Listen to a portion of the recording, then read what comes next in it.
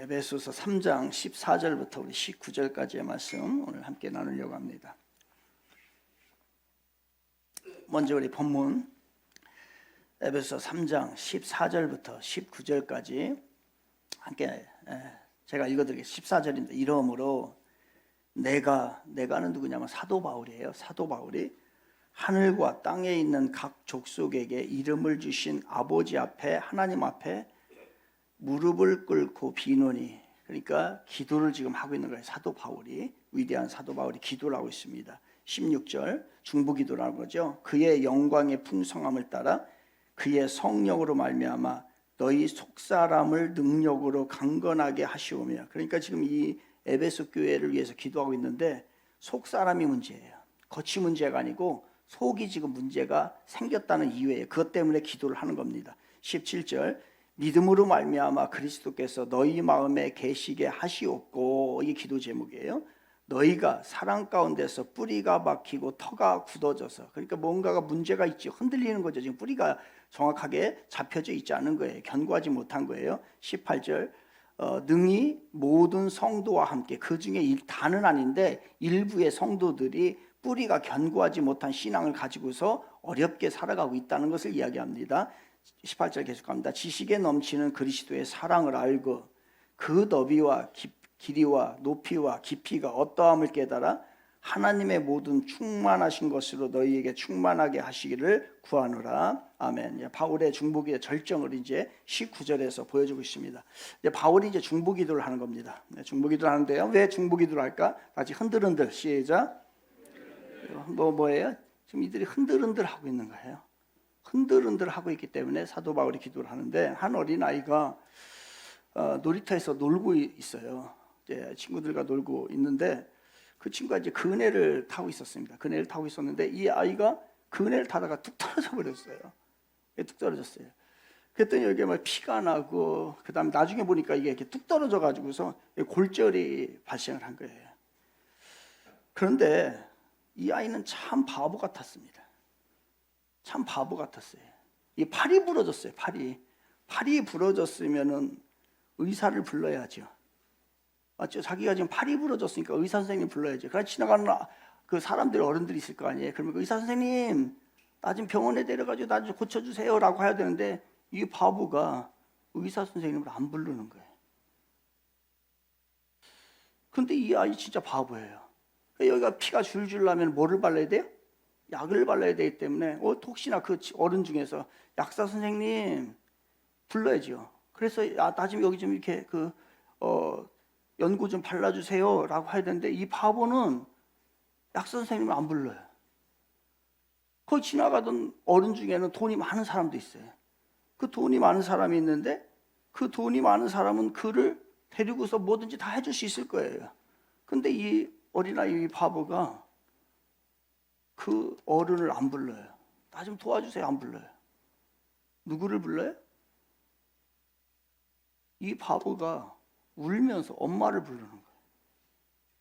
엄마는 약사도 아니고 의사도 아니고 돈도 없고, 그런데 이 아이는 울면서 엄마만 외치고 있어요. 이 아이 바보예요, 바보 아니에요? 예? 이 아이는 알고 있어요. 엄마가 오면, 엄마를 부르면 엄마가 병원에도 데려가고 약도 발라주고 모든 문제를 해결해 줄 수 있다는 걸 알아요. 그래서 이 아이는 엄마를 부르는 거예요. 여러분은 누구를 불러요? 1번 의사 선생님 부른다, 2번 약사 선생님 부른다, 3번 기어서 힘겹게 병원에 내가 스스로 찾아간다, 4번 엄마 부른다. 그렇다면 여러분, 나에게 문제가 있어요. 나에게 어떤 힘든 문제가 발생했다라고 생각을 해봅시다. 어떻게 해야 할까요? 1번 은행에 찾아간다, 2번 회사 사장님 찾아간다, 3번 밤낮으로 고민하며 해결할 방법을 찾는다, 4번 먼저 하나님 앞에 기도한다. 몇 번이에요? 맞아요?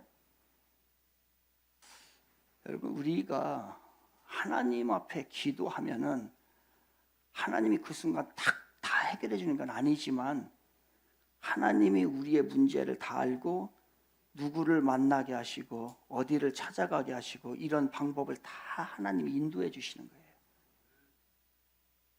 그래서 문제가 발생했을 때 먼저 하나님 앞에 의지하고 하나님 앞에 기도하는 거예요. 여러분, 이 아이가 바보예요? 의사 선생님 못 찾았다고, 약사 선생님 못 찾았다고, 돈 많은 사람을 안 불렀다고 바보예요? 아니요.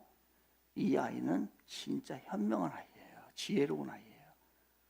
엄마를 부르면, 엄마만 오면 모든 문제가 해결된다는 걸 알고 있었어요.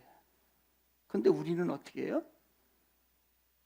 우리는 문제가 생기면 하나님을 이상하게 잃어버려요. 그래.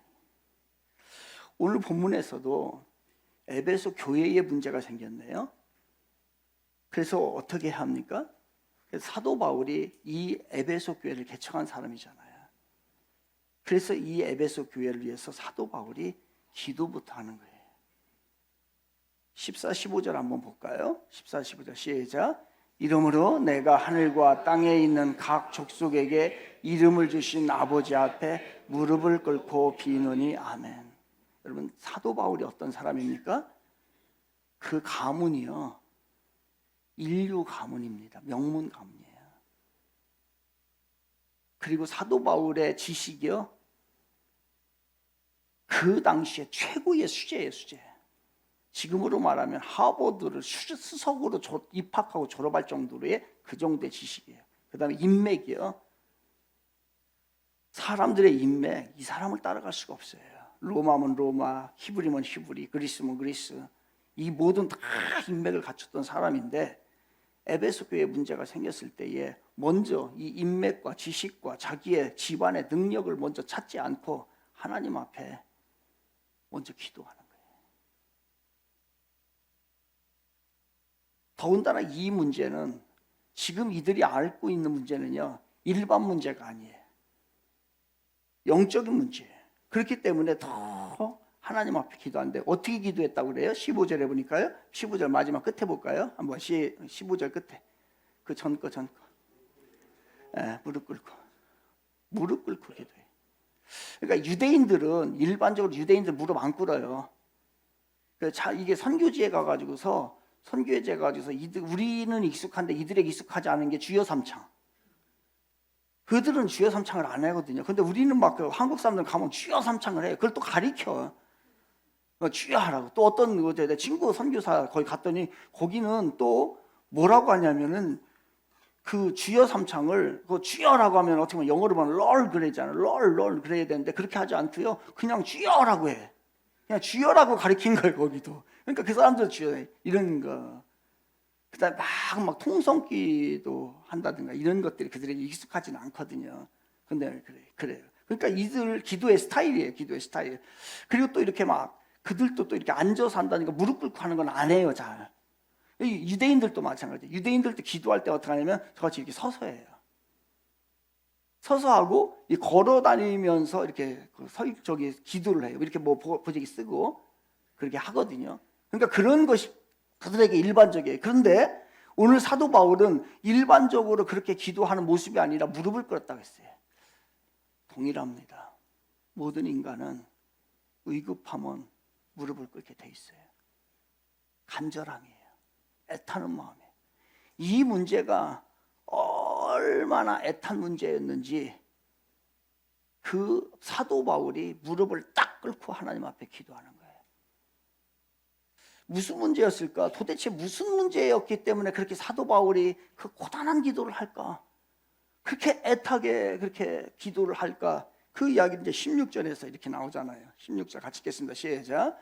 그의 영광의 풍성함을 따라 그의 성령으로 말면 너희 속사람을 능력으로 강건하게 하시오며 아멘. 그러니까 무슨 문제가 있었냐면 속의 문제예요. 속에. 이 겉은 멀쩡해요. 겉은 다 멀쩡하게 뭐 아무런 문제가 없는 듯 하는데요, 보니까 이 속이 보니까 이 영적으로 병들어 있어요. 마치 우리 같아요. 영적으로 병들어 있어요. 다 얼마나 영적으로 병들어 있는지. 엊그저께 최병천 전사님이 저기 세미나 이제 서울에 새벽 예배 갔다 왔어요. 세미나를 잠깐 오는데 그 최 전사님이 목사님 여기 그 관평동에서 관평 가맥 축제를 한다는 거예요. 가맥 축제가 뭐냐 봤더니 거리 갖다 썼다면요. 거리에서 축제를 벌이는 거예요. 맥주 먹고. 이거를 다음 주 22일 날 23일 날로 하기로 됐었는데 여기 초등학교 이 문제 때문에 연기가 됐대요. 이거를 유성구에서 진행을 하고 여기 그 상가에서 이게 그러니까 속이 썩은 거야. 영적으로 썩은 거야. 그거를 지금 자녀들이 우리 아이들 만약에 그거 제가 막아야 되겠어요. 그리고 만약에 그것이 벌어지면 문 감독님 우리 찬양 집회 하는 거예요. 거기 가지고 네, 맥주 먹는 데 가가지고서 거기서 우리 할 거예요. 그리고 우리 서명운동 다 받고 이게 도움이 되는 걸 해야지. 아이들이 거기서 또 뭐라고 써 있냐면은 광고 보니까 아이들에게는 술을 저기 성인에게만 술 팝니다. 그럼 성인이 해가 되는 건 아이들에게 해가 되는 거 하지 말아야지. 이런 썩은 정신을 가지고 있으니 이게 세상이 지금 이렇게 돌아가고 있는 거예요. 그러니까 영적으로 죽은 거예요. 그러니까 뭐가 지금 상가에 경제가 안 좋다고 그러한 일을 벌이고 있는 세상인 거예요. 이 에베소 교회가 겉은 화려해요. 근데 속이 다 병들었네. 썩은 거예요, 썩은 거. 영적으로 썩어 병들어 있는 것을 이야기해요. 그러니까 속 사람이 성령으로 강건하지 못한 거예요. 여러분 에베소 교회가 어떤 교회입니까? 오래전에 제가 한번 에베소 교회에 대해서 말씀을 드렸었어요. 정확하게 자세하게. 그때 이 소아시아에는 7개 교회가 있어요. 에서, 버두, 사빌라 7개 이제 저자만 따서 7개 있잖아요. 에베소 교회에서 에서, 서머나, 에서, 버가모 이렇게 해서 7개 있는데 그 7개 중에서 유일하게 사도 바울이 개척한 데가 어디냐면 에베소예요. 그리고 에베소가 저기 사도 바울이 개척한 교회 중에서 그 데살로니가 교회는요 개척을 하고서 3주밖에 안 있었어요. 그런데 그 많은 교회를 개척했던 사도 바울이 에베소에서는요 최장 3년을 여기에 머물게 됩니다. 그러니까 이 에베소 교회는 엄청나게 관심이 있었던 교회예요. 그리고 그 당시에 진짜 유명한 목사들이 다 여기서 목회를 했어요. 그 중에 하나는요 사도 바울의 직속 제자 아들과 같이 여겼던 디모데가 여기에 후임자로 와요. 나중에. 그리고 나중에 그 요한계시록을 쓰고 요한복음을 쓴 사도 요한 있죠. 이 사도 요한이 죽을 때까지 저기 나중에 끝에 마지막 목회를요 여기에서 목회를 하게 됩니다. 에베소에서. 그러니까 그 당시에 최고의 목사라고 생각했던 사람들이 그 교회에서 목회를 했고 성경 공부를 했고 예배드렸고 그렇게 했던 교회고 최고의 말하는 교회였어요. 그런데 그 교회의 문제점이 뭐예요? 지금 영적으로 병들어 있다는 거예요. 그러니까 영적인 문제, 이거는 또 인간적인 문제가 또 세상적인 문제 그런 것들이 아니에요. 그러다 보니까 사도 바울이 무릎을 꿇고서 그 교회에 영적으로 병들어 있는 교회 살려주시옵소서 라고 하나님 앞에 간절하게 기도할 수밖에 없었던 것이에요. 사람 여러분 영적으로 병들었어요. 영적으로 병든 사람들은 어떤 현상이 일어나는지 아십니까? 내가 영적으로 병들고 영적으로 문제가 생긴 사람에게 나타나는 게 뭐냐면 흔들흔들이에요. 흔들하는 거예요. 뿌리가 견고하지 못하기 때문에 갈팡질팡하고 흔들려요. 이게 에베소 교회의 문제였어요. 그래서 17절에 에베소 교회를 위해서 사도 바울이 이렇게 기도하잖아요. 17절 같이 읽겠습니다. 시작. 믿음으로 말미암아 그리스도께서 너희 마음에 계시게 하시옵고 너희가 사랑 가운데서 뿌리가 박히고 터가 굳어져서 아멘. 그러니까 뿌리가 박히고 터가 굳어지기를 바랬는데 그 뿌리가 박히지 않은 사람들이 그 에베소 교회 내에 있었다는 거예요. 그 사람들이 영적으로 겉은 멀쩡해요. 세상적으로 보면 멀쩡해요. 가지고 있는 물질적인 충족은 멀쩡해요. 그런데 그 속이 썩었기 때문에 영적으로 거듭나지 못한 인생들이 그 안에 가득하더라는 거예요. 그래서 사도 바울이 그 흔들흔들하는 견고한 신앙을 갖지 못하고 믿음의 뿌리를 내리지 못한 그들을 위해서 사도 바울이 무릎을 꿇고 그들을 위해서 기도하는 거예요. 여러분, 에베소 교회는 제가 에베소 교회를 처음에 얘기할 때 뭐라 했어요? 모든 교회에서 일반적으로 일어나는 문제를 다룬다고 했어요. 특정 교회의 문제가 아니라. 그러니까 이 당시에도 이 문제는 일반적인 문제예요. 교회 내에 다 견고하게 믿음의 뿌리를 내리냐? 아니에요. 흔들흔들 휘청휘청 하는 사람들이 그 당시에나 지금이나요 똑같이 있다는 거예요. 흔들리지 않고 견고하게 세워져야 되는데 흔들흔들한 뽑히는 거예요. 근데 이거는 평상시에는 괜찮아요. 좋은 일과 평상시에는 이 믿음이 별로 드러나잖아요. 그런데 위기 상황이 왔을 때, 문제가 발생했을 때, 자그마한 어떤 일들이 발생했을 때는 이게 정확하게 흔들려요. 아니, 이때를 기다렸다는 듯이 흔들려요. 내가 가서 흔들려 그래요. 이게 이제 그들의 문제였어요. 이게 이제 사실 이게 지금 우리 그 주변에 화단이 좀 있잖아요. 화단이 있는데 참 애지중지하는 것들 중에 하나인데 요 화분 중에 하나가 죽었어요. 이제 입구 쪽에 오는다. 그걸 보면서 마음이 너무 많이 아팠었는데, 그래서 이걸 뽑아버렸는데 저게 왜 죽었을까? 라는 생각을 해봤어요. 근데 올해 비도 많이 왔거든요. 그래서 비도 많이 와서 비를 좀 많이 맞았어요. 그런데도 그게 죽었어요. 제가 내린 결론은 그거예요. 그 나무가 있는데 그 죽은 거는요, 바로 올해에 유난히 더웠잖아요. 비도 많이 왔지만 더웠어요. 그러니까 그 더위를 못 견딘 거예요. 왜 못 견뎠을까? 다른 것들은 이 땅에다가 뿌리를 내렸어요. 그런데 그 나무는 어떻게 했냐면 돌판을 이렇게 깔았어요. 그리고 그 흙을 엎었어요. 그리고 거기에 나무가 있어요. 그러니까 이 더위 가운데에 뿌리가 더 땅속으로 들어갔어야 되는데 이 돌판 때문에 들어가지 못한 거예요. 그러니까 그 무더운 더위를 견디지 못했던 거예요. 다른 거는 뿌리가 박혀서 땅 깊숙이 들어간대. 그래서 결국은 그거를 뽑아낼 수밖에 없는 그런 현상이 요 바로 옆에 지금 그래서 돌판만 남아 있어요. 지금 그런 현상이에요. 신앙도 마찬가지. 여러분. 뿌리 깊은 신앙이 안 흔들려요. 뿌리가 깊지 못하잖아요. 조금만 시련이 오면 이게 흔들려요. 그리고 조그마한 문제가 발생을 하고 어려움이 오고 걱정이 있잖아요.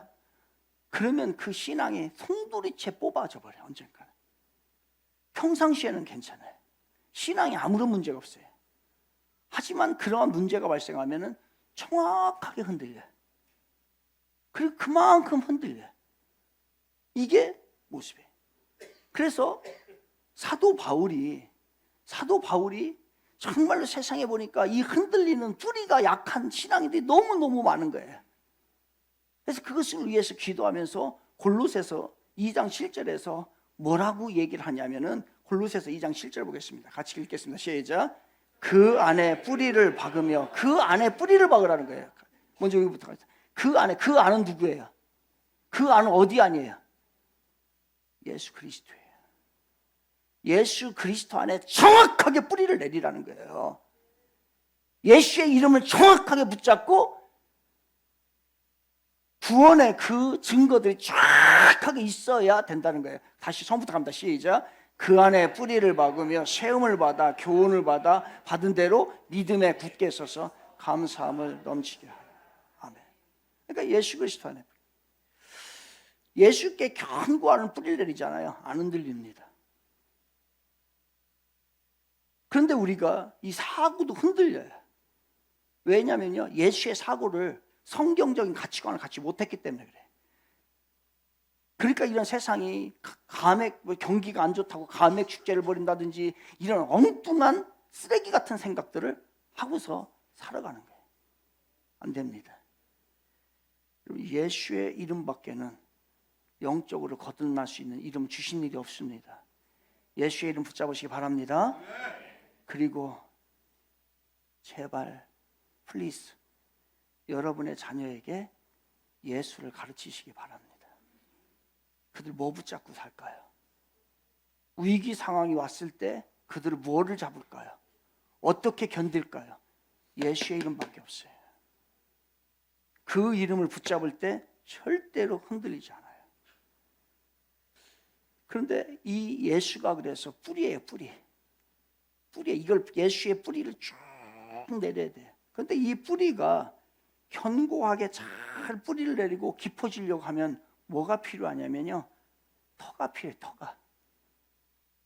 이 뿌리를 내리고 거기 뿌리를 잘 보호해 줄 수 있는 흙더미가 필요하단 말이에요. 그 흙더미가 있어야 이 뿌리가 견디게 되고 보호를 받게 되고 자라나게 되는 거죠. 그렇다면 예수님은 그 우리의 모든 것의 신앙의 뿌리가 되는 거예요. 그렇다고 한다면 그 뿌리를 감싸는 터, 흙더미는 뭐가 될까요?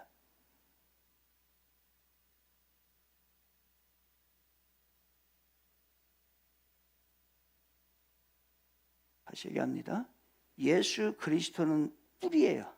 우리의 신앙의 뿌리고 모든 것의 뿌리예요.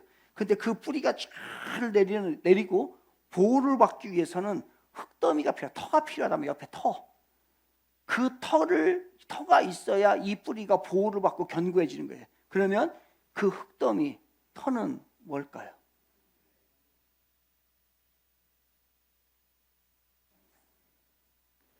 다 맞아요. 다 맞아요. 고맙습니다. 이 흙더미는 교회예요. 교회가 그 역할을 하는 거예요. 예수님은 그래서 뿌리이고 교회는 뿌리를 감싸는 터입니다. 따라서 우리는 교회의 뿌리를 견고하게 내릴 때에 우리들이 영적인 문제가 발생하지 않아요. 성도는 이 터인 교회를 중심으로 신앙생활을 해야 흔들리지 않아요. 사탄은 따라서 이 터를 무너뜨리려고, 이 흙더미를 무너뜨리려고 여러 가지로 공격을 하고 있는 거예요. 어떤 사람은 이렇게 얘기를 해요. 나는 예수님에 대해서 흔들리지 않는다. 예, 제가 봤을 땐 그 사람 안 흔들려요. 정말로 확고한 구원의 간증과 그 다음에 예수님을 붙잡는 그 모습이 있어요. 그런데 터가 형편이 없는 모습으로 신앙생활하는 사람이 있어요. 예수는 확실히 믿어. 그런데 터가 안 좋아. 어떻게 될까요? 안 돼요. 지금은 잡을 수 있어요. 그런데 그 사람이 그렇게 신앙생활 계속 해나가면 언젠가는 그 뿌리가 뽑힙니다. 교회 중심 신앙이 여러분 절대로 흔들려서는 안 돼요. 교회 중심의 신앙이 아니고서는 언젠가는 지금의 그 견고함도 무너지게 돼 있다는 거예요. 누가 나를 이 터 위에 보내셨는지, 그리고 이 터 위에서 내가 어떻게 뿌리를 내려야 되는지를 여러분 고민하고 교회 중심의 신앙이 가지 않으면 우리의 자그마한 뿌리마저 다 흔들리게 돼. 교회 생활이 잘못된 사람들이 신앙 생활이 좋다는 것은 거짓말입니다. 있을 수 없어. 성경 어디에도 그렇게 얘기하잖아요. 그 얘기는 예수 밖에서 내가 구원 얻겠다는 얘기하고 똑같아요. 그러면 그 사람들의 한번 신앙의 내력을, 여러분의 신앙 내력도 있을 거예요. 한번 내력을 한번 비춰보세요. 소환해 봅시다. 여러분의 신앙 내력을. 여러 교회를 다니면서 방황했을 때 여러분의 신앙이 가장 좋았죠. 맞아요? 그런 사람 한 사람도 없어요. 있으면 안 돼요. 여러분의 신앙 이력 가운데에 여기저기 떠들고 교회 없이 생활할 때에, 그리고 교회에 대해서 불평하고 교회에 대해서 만족하지 못하고 교회에 내가 주인공이 되지 못했을 때 신앙이 가장 좋았죠. 있을 수 없는 일이에요. 여러분, 우리 다 비슷해요. 그런 경험들이 다 있단 말이에요. 그럼 여러분은 그때가 가장 신앙이 좋았어요? 아니에요. 그것은 있을 수 없는 일이에요. 아니, 주님이 허락한 법칙이 아니에요. 그거는. 마하트마 간디는 이렇게 말했어요. 나는 하나님은 믿지만 교회는 믿지 않는다. 나는 하나님을 믿는데 교회를 안 믿는다는 거예요. 물론 여기서 말하는 하나님은, 간디가 말하는 하나님은 우리가 믿는 그 하나님은 아닙니다. 우상적인 신이고 범신론적인 신을 이야기해서 마하트마 간디가. 그런데 간디가 워낙 유명한 사람이고 워낙 또 도덕적으로 훌륭한 일들을 많이 했던 사람이기 때문에 기독교인들까지도 이 망언이 명언으로 받아들이고 있어요. 이건 망언입니다. 유명한 사람이 비성경적으로 말하면 잘 받아들이는데 유명하지 않은 제가 성경적으로 말하면 안 받아들여요. 이게 문제예요. 그 법륜 스님이라는 사람이 증문즉답이라니까요. 증문즉설인가 증문즉답? 증문즉설? 이런 걸 하더라고요. 그거 증문즉답, 즉설 아닙니다. 준문준설입니다. 준비했던 질문이고 준비했던 답이에요. 여러분 거짓말이에요. 그걸 떠나서 어쨌든 그걸 떠나서 제가 그래서 가끔 그걸 봤어요. 봤는데 이거 제가 교만을 조금 붙여서 이야기하면 이 사람 택도 없는 하나님의 뜻에서 전혀 비성경적인 얘기하고요. 저도 그만큼은 할 수 있을 것 같아요. 그런데 거기에 비성경적인 이야기에 사람들이 호응하고, 왜? 그 사람이 유명하니까. 교만을 조금 붙이면 제가 있으면 좋겠어요. 간디가 말한 나는 하나님은 믿지만 교회를 믿지 않는다는 말이 교회의 부조리를 예리하게 비판한 명언인 양 우리가 받아들입니다. 이로 인해서 사람들은 하나님과 교회의 관계를 나누려는 경향이 있어요. 그래, 하나님은 하나님인데 교회는 인간들이 만들어내는 산물이다라는 얘기예요. 그리고 교회는 목사들이 자신의 교권을 유지하기 위해서, 교권을 갖기 위하여서, 세우기 위해서 만들어낸 일이다라고, 집단이다라고 해서 이야기하는 사람들이 있어요. 교회 안에서 벌어지는 일들은 진정으로 하나님을 섬기는 일들이 아니다라고 해서 우리는 거기에 동조를 하는 어리석은 사람들이 오늘 우리 중에도, 크리스찬 중에도 있다는 거예요. 아마 여기에 3명 있어요. 없지요. 없어야 해요. 그러니까 교회에 쏙 들어오지 못하고 주변적으로 걸터 있는 사람들이 너무너무 많다는 거예요. 교회에서 신실하게 무엇인가를 신앙생활하고 교회 일에 참여를 하게 되면 그것은 진실한 신앙이 아니야? 라고 하나님과 교회를 분리해서 이끌어가는, 나누는 뒤틀린 선입견이 있어요. 너무나 삐딱한 사고방식이 오늘 그 기독교 신앙 안에, 또한 우리들의 성도들 간에 그 왜곡된 사고가 있다는 거예요. 물론 교회와 하나님은 동격이 아닙니다. 하지만 하나님께서 행하신 가장 위대한 일, 그 구속사를 논할 때에 교회는 그야말로 다른 것 때문에는 절대로 다른 것으로는 대체할 수 없는 유일무이한 존재가 바로 교회예요. 교회를 빼놓고서는 하나님의 위대한 사역인 구속사를 얘기할 수 없고 구원의 이야기를 언급할 수가 없어요. 교회는 하나님의 사랑의 덩어리고 교회는 하나님의 관심의 덩어리입니다. 그렇다고 교회가 조금 문제가 있다고, 교회 문제 없는 건 아니에요. 우리 교회도 문제가 있어요. 그렇다고 해서 교회를 조그마한 문제가 있고 여러 가지 문제가 있다고 해서 하나님이 그 사랑 덩어리고 관심 덩어리인 교회를 외면하고 버릴까요? 있을 수 없는 일이에요. 그것은 이 세상에 있는 모든 사람들을 구원하지 않겠다고 하는 하나님의 선언과도 같을 것이에요. 이런 것에 절대로 흔들리면 안 돼요. 그래서 찰스 스펄전 목사님은 교회에 대해서 이렇게 얘기했어요. 18세기에 가장 위대한 설교자였던 그분 중에 한 분이 교회를 이렇게 얘기했어요. 교회는 땅에서 가장 사랑스러운 곳이다. 그 존 맥스웰의, 그분이 자기의 목회를 전부 다 집대성하고 난 다음에 이만한 책을 썼잖아요. 그게 성경 교리예요. 거기에 교회론을 제가 읽어봤어요. 그 문이 있었는데, 그런데 그 교회론에 읽는데 그 첫 문장이 이렇게 나와요. 제가 거기에서 인용한 거예요. 교회는, 그 스펄전 목사님이 이렇게 얘기했다는 거예요. 교회는 땅에서 가장 사랑스러운 곳이다. 그러면서 이어지면서 뭐라고 얘기했냐면, 이 세상에서 교회보다 더 감미롭고 소중한 곳은 없다. 여러분, 우리가 어떤 존재인지 아십니까? 하나님께서 가장 사랑하는 곳에 초대를 받은 우리들이에요. 바로 이게 교회예요. 그러면서 스펄전 목사님 이렇게 얘기합니다. 이 세상에서 하나님의 마음에 자신의 교회보다 더 사랑스러운 곳은 없다. 따라서 교회는 하나님의 소유이고 우리도 교회에 속해 있기 때문에 우리는 기도와 은사와 수고를 통해 교회를 떠받치고 견고하게 하는 것이 마땅하다. 만일 그리스도께 속한 사람들이 단 한 세대 동안만 그리스도의 백성과 함께 하지 않는다면 가시적인 교회도 없어질 것이고 규례들도 없어질 것이며 전파되는 복음도 거의 없게 될 것이다. 이렇게 얘기했어요. 그러니까 교회 없으면 복음도 없어요. 세뮤얼 스톤이라고 하는 사람이 시를 하나 교회에 대해서 졌는데 그 시가 교회의 유일한 터라고 하는 시예요. 저는 이 시를 좋아하는데 그 중에 첫 번째 단에 나오는 이 시입니다. 교회의 유일한 터는 주 예수 그리스도. 교회는 주께서 물과 말씀으로 새롭게 지으신 존재. 주는 하늘로부터 오셔서 교회를 자신의 거룩한 신부로 삼으셨다.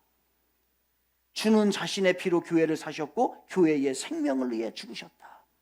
그러니까 자신을 신랑이라고 얘기한다고 한다면 교회를요, 자기가 가장 앞으로 평생 동안에 사랑해야 될 사랑스러운 그 신부로 묘사하고 있어요. 이게 교회예요. 이게 교회예요. 이게 교회가 아니란 말이에요. 성경의 많은 곳에서 이걸 증명하고 있어요. 그리고 우리가 이 에베소서를 사도 바울을 통해서 보면서 바로 올바른 교회관이 무엇인지를 오늘도 이 말씀을 통해서 우리에게 보여주고 있는 거예요. 그러니 하나님의 관심과 하나님의 사랑에 모두 교회에 있어요. 요한계시록, 나중에 요한계시록 맨 마지막에 갑니다. 요한계시록에서는 무엇을 얘기하냐면 세상과 교회와의 전쟁을 얘기해요. 마지막에는 세상과 교회와의 전쟁이 일어난다. 그때에 가장 안전하게 구원받고 승리를 거두는 것은 교회다라고 하는 게 요한계시록의 전체적인 주제, 프레임이에요. 오래전에 여러분 책이 하나 나왔는데 2000년, 2001년도 정도에 나온 책입니다. 이 책이 제목이 뭐냐면 교회가 죽어야 예수가 산다는 책이에요. 이 책이 그 당시에 한 2001년도에 나왔는데요.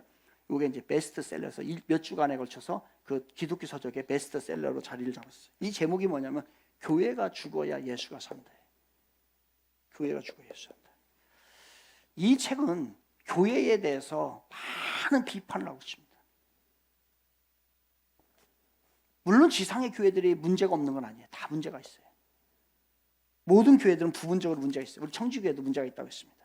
하지만 그렇다고 해서 교회라는 공동체가 본질적으로 참된 신앙에 큰 문제점을 가지고 있어요? 아니에요. 예수님께서 이 교회를 뭐라고 불렀는지 아십니까? 교회를 교회 이렇게 부르지 않았어요. 교회는 내 교회. 1인칭을 썼어요. 1인칭 소유격을 써서 나의 교회.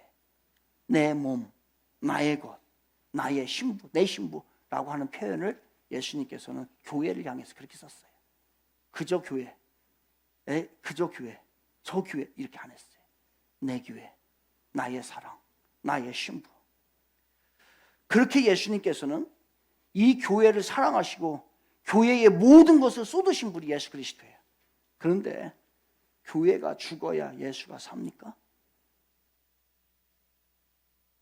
그것도 이걸 쓴 사람이 누구냐면요, 한용상이라고 하는 장로예요. 장로에 있었어요. 그는 이렇게 말해요. 이 책에서 이 나라가 도국공화국이 된 배경에는 정신문화가 병들었고 종교가 타락했으며 교회가 도둑의 소굴이 되었기 때문이다. 이제 강도들에게 점령당한 돈의 신앙으로부터 하나님의 신앙을 되찾기 위해서는 강도의 소굴이 된 교회가 먼저 붕괴되어야 한다라고 했어요. 이 사람은.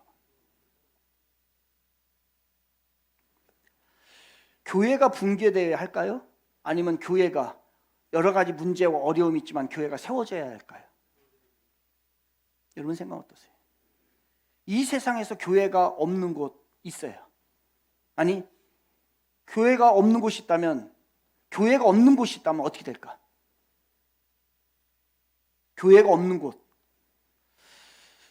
교회가 하나도 없는 나라, 교회가 전혀 없는 나라가 있죠. 어디입니까? 북한? 북한에 교회가 없나요?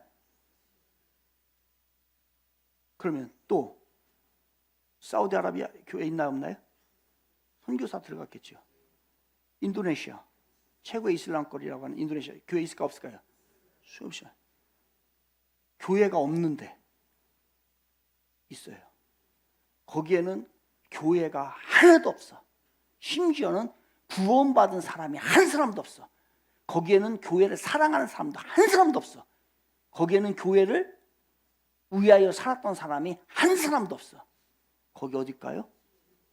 딩동댕 지옥이에요. 지옥. 거긴 지옥이에요. 그럼 무슨 얘기예요? 교회가 이 땅에서 다 붕괴되면은 이 세상은 겉은 멀쩡할 거예요. 그런데 속은 지옥과 같이 될 거예요. 그래서 예수님께서는 그 교회를 그렇게 사랑하셨고 그 교회를 세우길 원했고 오늘도 교회를 세우는 자들을 하나님이 위로하시고 함께 하시는 그러한 은혜가 있는 것이죠. 지금 부끄러운 것은 우리들 중에도 이러한 비슷한 생각을 가지고 있는 사람이 있다는 거예요. 교회를 다니는 사람 중에도 있을 것이에요. 예수님께서는 내 교회, 내 사랑, 나의 신부 그렇게 교회를 평가를 했어요. 그렇게 사랑했어요. 그런데 우리들 중에서는 그 예수님의 마음을 이해하지 못하고 오히려 교회에 방해가 되고 교회에 심심풀이로 다니는 것으로 생각을 하고 또 심심풀이를 위하여 교회를 가십거리로 삼고 있는 사람이 있어요. 틈만 나면 교회를 폄하하고 틈만 나면 목사 평가하고 성도들 욕하고 저는 이 죄를 다 어떻게 받을까 이런 생각을 해요. 여러분의 삶 가운데 내가 몰랐기 때문에 교회를 방해했고 내가 신앙이 없었을 때에 교회를 함부로 대했고 목회자들을 함부로 대했고 그들에게 때로는 폭언과 폭력과 거친 행동을 했다면요, 여러분 그거에 대해서 철저히 회개하셔야 돼요. 물론 지금 우리는 예수를 믿지만 그거는 엄청난 죄예요. 왜? 그거는 이거와 똑같아요. 나의 아버지가 가장 좋아하고 아끼는 애장품을 깨버린 거와 마찬가지. 그래서 용서를 구해야 돼요. 교회를 망가뜨리는 것은 예수님의 애장품을 망가뜨리는 거예요. 이것은 교회를 망가뜨리는 것보다도 하나님 나라의 역적이 되는 거예요. 친일파. 정말 교회를 아끼는 마음으로 이거를 썼다면 순 비평만 있어요. 대안도 없고. 이렇게 썼어야죠. 교회가 살아야 예수가 산다가 맞죠, 이 책에. 누군가 이렇게 써야죠.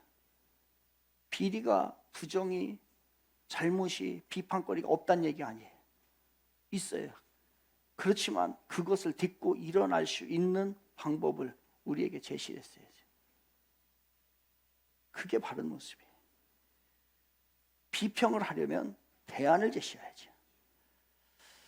참된 성도는 오늘날 현대교회 내에서 만연되어 있는 잘못된 교회관에 현혹되어서 오늘도 우리가 흔들흔들한다. 흔들흔들. 하나님께서는 이 교회를 자신의 어떤 액세서리로 하나로 장식품으로 걸어놓은 거 절대로 아닙니다. 하나님께서 이 지구상에 하나님 자신이 임재할 수 있는 곳을 마련하고 싶었는데 그게 어디예요? 그게 교회예요. 그러니까 교회는 하나님의 임재의 장소예요. 교회에 오면 하나님의 임재를 우리가 느끼는 거예요. 하나님은 우리를 어떠한 천사들을 수종드는 그런 수종자 정도로 교회를 세워놓은 게 절대로 아니에요. 이 세상의 주역으로서 하나님께서는 예수의 피값으로 교회를 세웠다는 거예요. 하나님께서 보실 때 가장 사랑하고 가장 크게 인정하는 사람은 그렇다면 누구일까요? 교회 세우는 사람이에요. 교회는 하나님의 위대한 프로젝트입니다. 교회를 세우는 것은 이 땅에 여러분이 어떠한 다른 것을 한다 할지라도 그거와 비교가 되지 않아요. 그렇다면 우리들의 남은 생애는 교회를 세우는 일에 전심전력한다는 것이 최고의 투자일 거예요. 하나님은 어떤 사람과 함께 일하시기를 원하실까요? 교회를 비난하고 이런 사람들과요? 교회를 하나의 가십거리로 삼고 교회를 쉽게 생각을 아니야. 뿌리를 내지 못하고 흔들흔들하는 사람들에게 하나님 함께 일하고 하나님의 축복을 더하시고 하나님이 그들에게 위대한 일들을 맡기실까요? 천만에 그럴 수는 없어요. 하나님은 절대로 교회에 뿌리를 두지 않는 사람과는 일할 생각이 없으시다는 것이에요. 하나님께서는 교회를 사랑하는 사람과 함께 일하십니다. 하나님께서는 교회에 견고하게 뿌리를 내린 자와 하나님의 위대한 일을 이루기를 원하시는 것이죠. 하나님 지금도 이런 사람을 통하여 일하시고 이런 사람을 찾고 있는 것입니다. 하나님이 가장 중요하게 여기시는 일, 그 일에 내가 동참한다는 것은 얼마나 멋진 일인지 몰라요. 여러분의 생애를 하나님이 그렇게 좋아하시는 교회를 세우고 교회가 잘되게 하고 교회가 부흥되게 하고 교회가 세워지는 일에 우리가 쓰임을 받는다면 나의 인생은 얼마나 보석과 같이 빛난 인생이 될까요? 이것을 하나님이 원하십니다. 교회에 깊은 뿌리를 내리시길 바랍니다. 그리고 교회를 통해서 허락하신 사명에 여러분 흔들리지 마세요. 우리도 예수님처럼 죽을 각오가 됐어요. 교회를 세울 죽을 각오를 가지고서 일을 할 때에 하나님의 동역자가 우리가 되는 겁니다. 예수님은 죽기까지 교회를 지키셨고 예수님은 죽기까지 교회를 세우셨어요. 그리고 예수님은 이 땅에 오셔서 교회만 세우고 가셨습니다. 결혼도 안 하시고요. 교회만 세웠어요. 우리는 자주 자신의 사명을 던져버리려고 합니다. 흔들리기 때문입니다. 이제는 견고하게 뿌리를 내리십시오. 세상의 양아치들처럼 건들건들 흔들흔들 비아냥거리며 그렇게 살지 마세요. 영적인 양아치가 되어서는 안 돼요. 얼마나 세상 사람들이 교회를 무너뜨리려고 하는지 모릅니다. 여기 그랜저 2688 주일날 항상 교회 출입구에다가 아예 의도적으로 이 사람은 요 옆집에 사는 사람이에요. 이 사람은 2688 그랜저는 아예 딱 거기에다 의도적으로 대놔요. 다른 데다 있어도.